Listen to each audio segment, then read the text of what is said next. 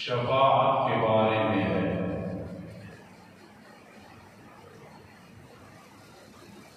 درس نظامی میں ایک کتاب پڑھائی جاتی ہے آخری سالوں میں عاجز نے یہ کتاب فاضل دیوبند مولانا محمد بصر اللہ مرتضی کے پاس پڑھی، جس کا نام ہے شرع عقائد۔ اس کے بعد پھر ایک کتاب ہے خیالی نہایت مشکل، پھر اس کے بعد ایک کتاب ہے امور عامہ، جس کا نام لینا اس سے بھی ڈر لگتا ہے کہ اتنی مشکل ہے۔ یہ علم کلام ہے، عقائد کی کتابیں ہیں۔ شرع عقائد کے اندر جہاں عقیدے کا ذکر ہے، وہاں یہ مسئلہ بھی ہے کہ شفاعت نبی اکرم صلی اللہ تعالی علیہ وسلم، اس پہ یقین عقیدہ رکھنا کہ یہ ہے، لیکن اہل ایمان کے لیے ہے۔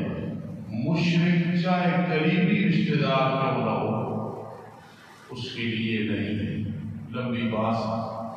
پھر میرے آقا علیہ السلام نے فرمایا، شفاعتی، میری شفاعت میرے امت کی، میری امت ان لوگوں کے لیے ہوگی سفارش کہ ان کی اللہ بخشش فرما دیں گے، لأہل الکبائر، جو کبیرہ گناہ کرنے والے پھنس گئے، اللہ کی رحمت کا بہانہ ہے میرے آقا کی شفاعت۔ یہ کوئی اللہ کے قانون کے مقابلے میں کوئی طاقت نہیں ہے، ایک اللہ کی رحمت کا بہانہ ہے۔ پھر حفاظ، قراء، شہداء، چھوٹے معصوم بچے، اہل ایمان، جس اولیاء کرام قطب ابدال ان کی شفاعت بھی ہے، اور یہ سب شفاعتیں مسنونہ ہیں۔ کیا مطلب کہ وہ زبردستی اللہ سے کوئی نہیں چھڑا سکے، خدا کا پکڑا چھڑائے محمد صلی اللہ علیہ وسلم، محمد صلی اللہ علیہ وسلم کا پکڑا چھڑا کوئی نہیں سکتا۔ یہ عقیدہ نہیں، یہ رحمت کا بہانہ ہے۔ عسیٰ ان یبعثک ربک مقاما محمودا، پہلے پچھلے سارے آپ کی تعریف کر رہے ہوں گے۔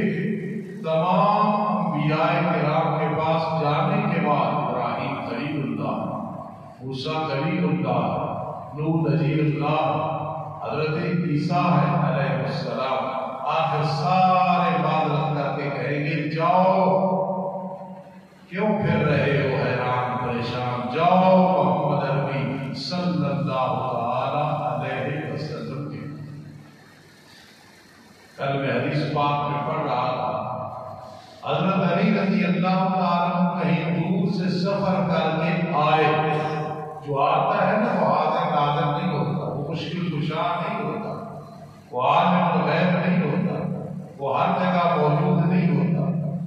تشریف لے آئے میرے آقا نے، چچا زاد بھائی بھی ہے آپ، پھر داماد بھی ہیں، بچپن میں اسلام بھی قبول کیا ہے، بڑی عظمتیں ہیں جی، اسد اللہ ہے، دلیر ہے، ساری چیزیں۔ تو میرے آقا علیہ السلام نے پیار سے فرمایا انت سید العرب، تو عرب کا سردار ہے۔ تو میری ماں عائشہ صدیقہ رضی اللہ تعالی عنہا، جن کے بارے میں یہ پراپگنڈا ہوتا ہے، رافضی پراپگنڈا کرتے ہیں لوگ، یا نیم رافضی بھی پراپگنڈا کرتے ہیں کہ بھائی صاحب اور حضرت علی کے آپس میں اختلافات ہیں، کوئی اختلافات نہیں۔ اگر کسی وقت کو غلط فہمیاں ہو گئی تو غلط فہمی کو اختلاف نہیں کہتے، دو بھائی آپس میں اختلاف ہوئے، غلط فہمی کی بنیاد، جب مل کے بیٹھے غلط فہمیاں ختم، وہی پیار بات کرا۔ اس لیے کسی، میں نے پہلے کہا، رافضی شیعہ یا نیم شیعہ کو یہ موقع نہ ملے کہ ان کے آپس میں اختلافات تھے، نہیں۔ حضرت عائشہ صدیقہ رضی اللہ تعالی عنہ عرض کرتی ہے اللہ کے پیغمبر سید العرب تو آپ ہیں، حضرت علی رضی اللہ تعالی عنہ کو آپ سید العرب فرما رہی ہیں۔ آپ نے فرمایا نہیں، میں سید العالمین ہوں، تمام جہانوں کا سردار، اللہ نے مجھے مقام دیا ہے، رب العالمین ہے، میں رحمت للعالمین سید العالمین ہوں۔ اور جو علی رضی اللہ تعالیٰ یہ عرب کے سردار، یہ جزوی فضیلتیں ہوتی ہیں، کئی جزوی فضیلتیں، اس سے کلی فضیلت نہیں۔ آپ دیکھیں صدیق اکبر کا مقام ہے، حضرت عمر کا ہے، حضرت عثمان کا ہے، حضرت علی کا ہے، حضرت معاویہ کا ہے، حضرت حسنین کا ہے، ازواج مطہرات کا ہے رضی اللہ تعالیٰ ہے مقام اپنی جگہ، یہ جزوی فضیلت ہے۔ تو اس لیے میرے آقا قیامت کے دن شفاعت کریں گے، عسیٰ ان یبعثک ربک مقاما محمودا، مدعی آ جائے گا جب میرے آقا علیہ السلام تمام کے لیے شفاعت کر رہے ہیں۔ سبحان اللہ۔ آیت الکرسی، جس آدمی نے آیت الکرسی کو سمجھ لیا اسے عقیدہ سمجھا، اور جو دن میں 1000 دفعہ پڑھے لیکن مطلب نہ سمجھے تو یاد رکھنا فائدہ کرے۔ پڑھے آیت الکرسی، پھر شرک ہو، پھر کفر ہو، پھر بدعت ہو، پھر الہام، یہ نہیں ہو سکتا، پھر اس نے سمجھا نہیں۔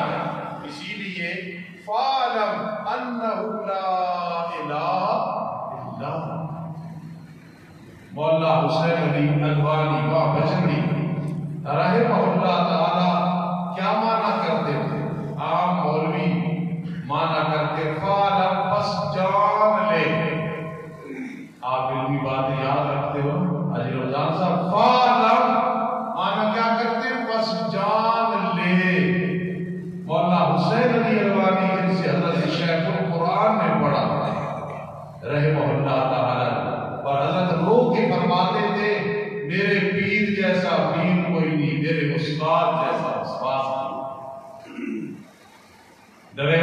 بات سنائی تھی علماء کو، ایک دفعہ آ رہے ہیں میاں والی سے گزرے اور ڈرائیور کو کہا حضرت کے ڈیرے کی طرف کار کا رخ موڑ لو، فرمایا پھر کار کھڑے ہو جائے۔ وہاں اتنے روئے کہ 6 دن تک روتے آیا اپنے استادوں کو یاد کر۔ یہ استاد کی محبت پھر کہاں پہنچایا اسے حضرت شیخ القرآن مولانا غلام اللہ خان رحمہ اللہ تعالی۔ فَعْلَمْ، حضرت مانا کرتے تھے فَعْلَمْ، جان میں نہیں، فَعْلَمْ سمجھ لے، فَعْلَمْ سمجھ لے، یقین کر لے کہ لا الہ الا ہو، کوئی حاجت روا نہیں، کوئی مشکل کشا نہیں، کوئی بیوی بنانے والا نہیں، کوئی عزت و ذلت دینے والا نہیں، کوئی مختار کل نہیں، کوئی نجبار نہیں، کوئی عالم الغیب نہیں، کوئی حاضر الناظر نہیں۔ یہ گردان ساری کرنی پڑے گی۔ کئی لوگ کہتے ہیں یہ گردان کہاں سے سیکھی ہے؟ بھائی گردان قرآن سے سیکھی ہے، قرآن نے سمجھایا ہے الہ ہوتا ہی وہ ہے، الہ ہوتا ہی وہ ہے جو حاجت روا ہو، مشکل کشا ہو، بگڑی بنانے والا ہو، سمیع و بصیر ہو، خی ہو، قیوم ہو۔ جی تو اس لیے رب کائنات نے جو ہمیں اس کے اندر توحید سمجھائی ہے، شفاعت کا مسئلہ سمجھایا ہے، بدقسمتی ہے کہ آدمی پڑھے اور اس کے ترجمے اور مفہوم کا نہ پتا۔ اس لیے اللہ لا الہ الا ہو، اللہ ہی معبود ہے، اللہ ہی نہیں کوئی معبود سوا اس کے، وہ معبود برحق۔ 20واں پارہ بڑا لطف آتا ہے، تقریباً شروع کی 5 آیات رب کائنات ذکر کر کے نا، کون ہے جس نے آسمان و زمین کو بنایا ہے، کون ہے جس نے دریاؤں کو چلایا ہے، کون ہے جو امور کی تدبیر کرتا ہے، سبحان اللہ۔ 5 دفعہ رب کائنات کیا فرماتے دیکھنا، یہ جلالانہ انداز ہے۔ انشاءاللہ یہ قبر میں فائدہ ہوگا، حشر میں فائدہ ہوگا، قرآن سمجھنے انداز دیکھنا۔ اللہ فرماتا الہ مع اللہ، الہ مع اللہ، کیا اللہ کے ساتھ کوئی اور معبود ہے جو عبادت کے مستحق ہے؟ معبود تو تم نے بڑے بنا رکھے ہیں، عبادت کا مستحق کوئی نہیں، جھوٹ نہ بولو۔ وہ پھر کیا کہتے تھے نبی علیہ السلام کے بارے میں، اجعل الآلہۃ الہا واحدا، اتنے زیادہ معبود ہیں، اس نے کیا سب کو ایک کر دیا ہے؟ فرمایا اللہ فرماتے ہیں الہ مع اللہ، الہ میں اکیلا ہوں، معبود اکیلا ہوں، حاجت روا مشکل کشا۔ پاکستان کا مطلب کیا؟ لا الہ الا اللہ، کاش اس پہ عمل ہو۔ آج سے بڑا عرصہ پہلے مردم شماری ہوئی تو علماء نے کہا پاکستان میں 35,000 ایسے مزار ہیں جن کو لائسنس ملا ہوا ہے کہ چڑھاوے، نظر و نیاز، منت منوتی یہاں اکٹھی ہو سکتی ہے۔ وہاں مجاہد نہیں بیٹھے ہیں، وہاں مجاہد بیٹھے ہیں، وہاں یک جاری نہیں ہے، ہر جاری ہے، چکر لگانے والا۔ میں نے اس سے ایک ساتھی کو کہا کہ حدیث پاک میں آتا ہے، سننا، پھر بھی یہ بات میں دہراؤں گا انشاءاللہ، یاد رہی تو 27 کو بھی دہراؤں گا کہ حدیث پاک میں آتا ہے کہ جو شرابی ہے نا، شرابی یہ اور مشرک برابر ہے۔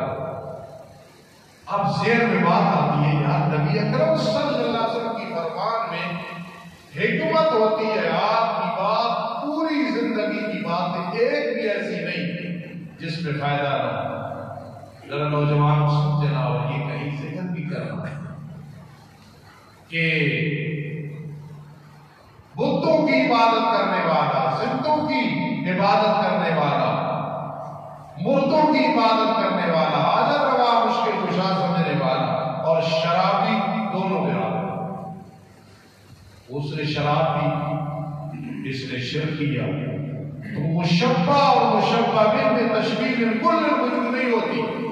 میں کہوں بھائی صاحب، بھائی اللہ کی طرح ہے، یہ مشبہ ہے وہ یار وہ اخلاقی ہے، یہ بھی اخلاقی ہے، وہ پیار رکھتے ہیں ہمارے ساتھ، یہ بھی رکھتے ہیں۔ اب اس کا قد و قامت اور ہے، ان کا کاروبار اور ہے، ان کی عمر اور ان کی اور مشبہ اور مشبہ میں تشبیہ من کل وجوہ نہیں ہوتی، بس ایک تشبیہ دینی ہوتی ہے۔ سبحان اللہ۔ تو شرابی اور مشرک کو تشبیہ کیوں دی گئی ہے؟ شرابیوں کو کہا کرو، لیکن مرض سے نفرت ہے، مریض سے نفرت ہے۔ ہدایت کی دعا اللہ سب کو ہدایت نصیب کرے۔ شرابی اور مشرک کیوں دونوں دماغ پھرے؟ مشرک کا بھی دماغ پھرا ہے کہ غیر خدا کو سجدے، غیر خدا کے سامنے حاجت روا مشکل کشا انہیں کہہ رہا ہے اللہ کی سوا۔ اور جو شرابی ہے اس کا بھی دماغ خراب ہے، نہ حلال کی تمیز رہتی ہے نہ حرام کی تمیز رہتی ہے۔ شراب پی اسے نہیں پتا چلتا یہ بزرگ ہے، یہ بلا ہے، یہ بلا۔ اس لیے ذہن میں رکھنا کہ ہمارے فقیر استاد نے ہمیں بتایا شرابی اور مشرک ایک ہے، دونوں کا دماغ پھرا ہوا، دونوں سے اپنی عزت کو بچاؤ۔ ایک مشرک آدمی تھا، اس نے کسی کے ساتھ بارات منایا، آپ جیسا کوئی آدمی بیٹھا تھا، اس نے بڑے پیار سے کہا او یار جس کی اللہ کے ساتھ وفا نہیں ہو تیرے ساتھ کیسے وفا ہے؟ خدا را جب بچیوں کے رشتے کرنے لگو، بچوں کے رشتے کرنے لگو، بھتیجیوں کے رشتے کرنے لگو، سب سے پہلے دیکھا کرو کہیں تنور میں تو نہیں بیٹی کو پھینکنے لگے ہیں، کہیں بھاجی کو تنور میں تو نہیں پھینکنے لگے ہیں کہ جہاں شرک ہے، پڑھائی توحید ہے، سکھائی توحید ہے، پڑھا اللہ کا قرآن ہے، اور پھر یہ جا کے ادھر جہاد کرے گی بیچاری، جھگڑا و فساد کرے گی۔ اللہ کی جو توحید ہے، اللہ کی توحید ہے، یہ سب سے پہلی چیز ہے۔ فرما لا الہ الا اللہ، کوئی الہ نہیں ہے اللہ کے سوا۔ پھر الہ کے لیے نا ہمیشہ زندہ رہنا ضروری ہے۔ بس جب آپ جنازہ پڑھتے آگے جتنا بڑا بزرگ ہو، جب جنازہ پڑھ رہے ہیں تو وہ خیل تو نہیں ہے، میت ہے، حاضر اس میت کے، حاضر اس میت کے، حاضر اس میت کے، چاہے وہ نبی ہے، ولی ہے، علی ہے رضی اللہ عنہ، چاہے شہداء میں سے ہے، چاہے اولیاء میں سے ہے، کہتے ہو نا اس میت کے لیے دعا کر رہے ہو تو میت ہے۔ اس لیے قرآن نے سبق دیا ہے الہ وہ ہے جو حی ہے، ہمیشہ زندہ ہے۔ میرے آقا دنیا سے رخصت ہوئی، فاروق اعظم رضی اللہ تعالیٰ عنہ نے تلوار اٹھائی، دماغ پہ اثر ہو گیا، ذہن پہ محبت کی وجہ سے اثر ہو گیا، جو کہے گا نبی علیہ السلام فوت ہو گئے میں اس کا سر قلم کرتا ہوں۔ محسن اعظم صدیق اکبر رضی اللہ تعالیٰ عنہ، رضی اللہ تعالیٰ عنہ، رضی اللہ تعالیٰ عنہ نے جب خطبہ پڑھا، طویل خطبہ ہے اور اس میں آیات پڑھی، ما محمد الا رسول قد خلت من قبلہ الرسل۔ کیسا مشکل ہو گیا، کل من علیہا فان ویبقی وجہ ربک ذو الجلال والاکرام، کل نفس ذائقۃ الموت، کل شیء ہالک الا وجہہ، من کان منکم یعبد محمدا صلی اللہ علیہ وسلم فإن محمدا قد مات۔ اور لوگوں جو تم میں سے نبی علیہ السلام کی عبادت کرتا تھا وہ سمجھ لے الہ اس کا فوت ہو گیا، اور الہ فوت نہیں ہوتا کیونکہ وہ حی ہوتا ہے، قیوم ہوتا ہے۔ من کان منکم یعبد اللہ، جو اللہ کی عبادت کرتا ہے وہ یقین کر لے اس کا رب ہمیشہ کے لیے زندہ ہے۔ بعض اوقات یہ ہوتا ہے، لیکن ایک آدمی تقویٰ اتنا ہوتا ہے، وہ پڑھتے تو آدمی کہتا ہے گویا آج مجھے سمجھ آئی، اللہ توفیق دے تو میں رائے جاتا رہتا ہوں۔ ایک دفعہ کیا ہے، بزرگ زندہ ہے تو اللہ انہیں لمبی زندگی دے، اگر وہ فوت ہو گئے اللہ کی کروڑ رحمتیں ان کی خبر۔ تو میں نے بیان سنا ان کا، یہ آیت پڑھی، وَمَن يَتَّقِ اللَّهَ يَجْعَل لَّهُ مِنْ أَمْرِهِ يُسْرًا۔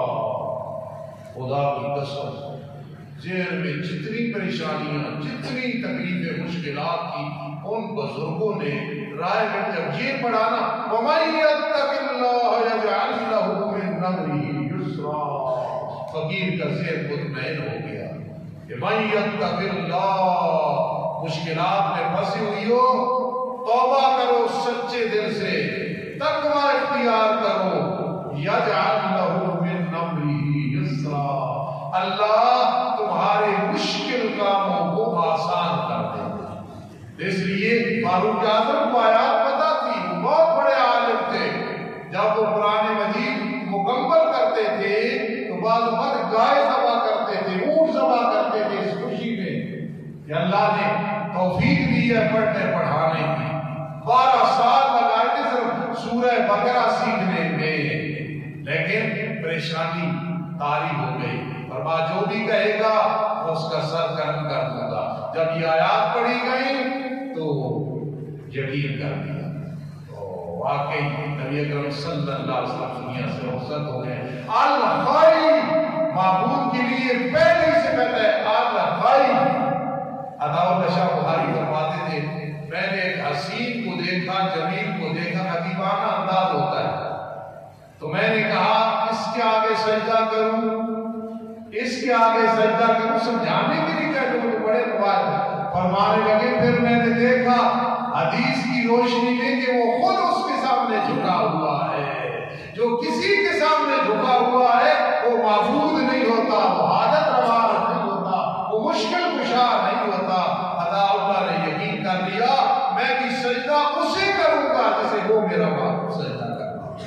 سبحان اللہ، توحید سمجھ لیے تو آؤ اشاعت التوحید و سنت والوں کے پاس نکھری ہوئی صاف اور کھلی توحید سمجھو، جس کے سمجھنے کے بعد انسان میں سپریٹ آتا ہے، وہ نہ زندوں کو بھی سمجھتا ہے نہ مردوں کو سمجھتا ہے، نافع اور مضر زار صرف اللہ کو سمجھتا ہے، پھر اللہ کی اس کی لاج رکھتے ہیں۔ الحالی، ہمیشہ زندہ رہنے والا، القیوم، ہمیشہ قائم رہنے والا، لا تأخذہ سنۃ ولا نوم، اسے اونگ بھی نہیں آتی، نیند بھی نہیں آتی۔ ادیبانہ انداز میں جو اونگ آئے، نیند آئے، پھر زکریا کی کون سنے، پھر نوح کی کون سنے، پھر حضرت مریم کی کون سنے، حضرت موسیٰ کی کون سنے، محمد رسول اللہ صلی اللہ علیہ وسلم کی کون سنے، آپ کی اور میری کون سنے، جو یہ آواز دیتا ہے امن یجیب المضطر اذا دعاہ ویکشف السوء، کون ہے جو بے قرار کو قرار اور سکون دے دے، کون ہے جسے کوئی کام نہیں لا سکتا اور وہ کام آ جائے۔ مضطر کہتے کہیں سے مسئلہ حل نہیں ہو رہا ہے، اور جتنی یہ ضرورتیں ہیں، مسائل ہیں، بیماریاں ہیں، سب کا حل ایک اللہ کے پاس ہے۔ وَإِذَا مَرِضْتُ فَهُوَ يَشْفِينِ، علاج سنت ہے کرا، لیکن وَإِذَا مَرِضْتُ فَهُوَ يَشْفِينِ، شفائیں دینے والا کون ہے؟ اللہ۔ اسی کے لیے جو کچھ آسمان اور جو کچھ زمینوں میں ہے، اسے اونگ اور نیند نہیں آتی۔ مَنْ ذَا الَّذِي يَشْفَعُ عِندَهُ، شفاعت کے لیے بہت بڑی دلیل ہے۔ پورا قرآن آخری حصہ بتا رہا ہے کہ شفاعت قاری نہیں، شفاعت مسئول ہے۔ اللہ جسے اپنی رحمت سے فرمائیں گے شفاعت کر، اور کس کے لیے کر، وہ بھی اوپر سے اجر آواز آئے گی، اجازت آئے گی، اللہ اجازت دے گا، پھر شفاعت ہوگی۔ من ذا الذی یشفع عنده، کون ہے جو سفارش کرے اللہ کے ہاں؟ لا یتکلمون الا من نزل له الرحمن وقال صوابا۔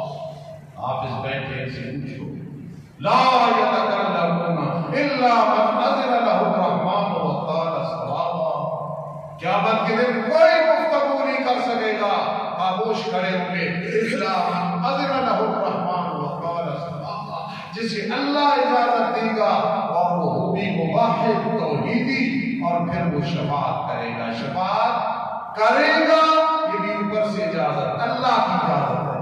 کس کے لیے کرے گا؟ یہ بھی اللہ کی طرف سے اجازت ہے۔ نہ کوئی اپنی مرضی سے شفاعت کر سکے گا، نہ اپنی مرضی سے جس کے لیے چاہے کر سکے گا۔ حضور علیہ السلام کی پرورش کی ہے، ابو طالب نے کی ہے، لیکن آپ چاہتے ہیں یہ مسلمان ہو جائے، ایک دفعہ کلمہ پڑھ دیں، ایک دفعہ کلمہ پڑھ لیں، میرے رب نے فرمایا اِنَّكَ لَا تَهْدِي مَنْ أَحْبَبْتَ وَلَٰكِنَّ اللَّهَ